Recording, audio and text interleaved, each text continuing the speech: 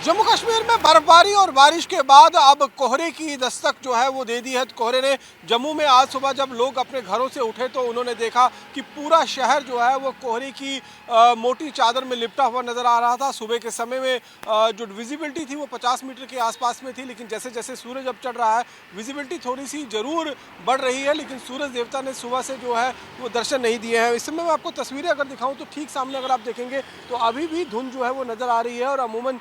ज़्यादातर जो गाड़ियां हैं वो अपनी पार्किंग लाइट्स जो हैं वो जलाकर आगे सफ़र करने के लिए मजबूर हो रही हैं, क्योंकि जैसे जैसे आप आगे बढ़ रहे हैं कोहरा और ज़्यादा बढ़ता जा रहा है। ख़ासतौर पर जो ग्रामीण इलाके हैं जहां पर खेत खलियान मैदान है या फिर जो नेशनल हाईवे के साथ लगता हुआ इलाका है, उस इलाके में जो है वो ज़्यादा परेशानी हो रही है। विजिबिलिटी बहुत ज़्यादा पुअर है। इसके साथ साथ में अगर हम बात करें तो जिस तरीके से मौसम लगातार इस समय पैक है, सुबह से सूरज देवता के दर्शन नहीं हुए हैं, इसीलिए जम्मू एयरपोर्ट पर सुबह से ना तो कोई ट्रेन कोई फ़्लाइट जो है वो लैंड हुई है और ना ही कोई फ़्लाइट जो है वो अभी तक उसने टेक ऑफ किया है। इसके साथ साथ में अगर मैं आपको बताऊं तो जम्मू रेलवे स्टेशन पर भी इसका असर पड़ा है। एक तरफ पंजाब में आज बंद है जिसकी वजह से ट्रेनें लेट हो रही हैं,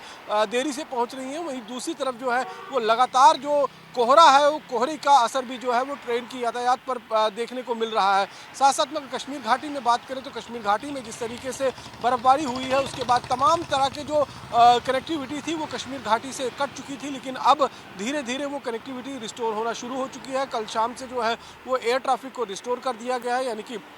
फ्लाइट्स का आना जाना श्रीनगर एयरपोर्ट से शुरू हो चुका है। इसके साथ साथ में जम्मू श्रीनगर नेशनल हाईवे पर भी जो है वो अब यातायात सुचारू हो गया है, लेकिन कॉशन जो है वो बरतने के लिए कहा गया है। किसी तरीके की जल्दबाजी या ओवरटेकिंग करने से जो है वो मना किया गया है, क्योंकि इसके बाद इस तरह के अगर हम ओवरटेकिंग करेंगे तो वहाँ पर कंजक्शन जो है वो नेशनल हाईवे पर हो सकता है। ट्रेन सर्विसेज भी जो है वो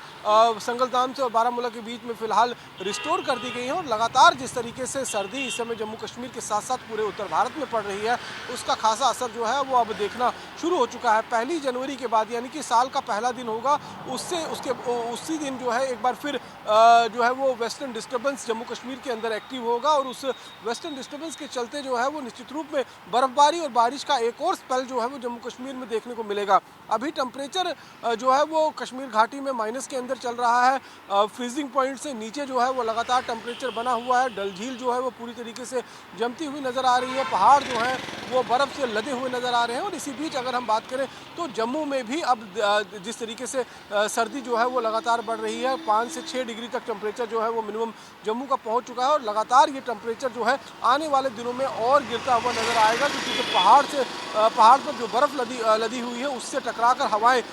मैदानी क्षेत्र में आएंगी तो गलन को और बढ़ा देंगी। दूसरी तरफ से सूरज देवता के दर्शन नहीं हो रहे हैं, जिससे हार्ड करकपा देने वाली सर्दी जो है वो देखने को मिल रहा है। ऊपर से कोहरा जो है वो अलग से परेशान कर रहा है। तो आने वाले करीबन 15 से 20 दिनों तक अभी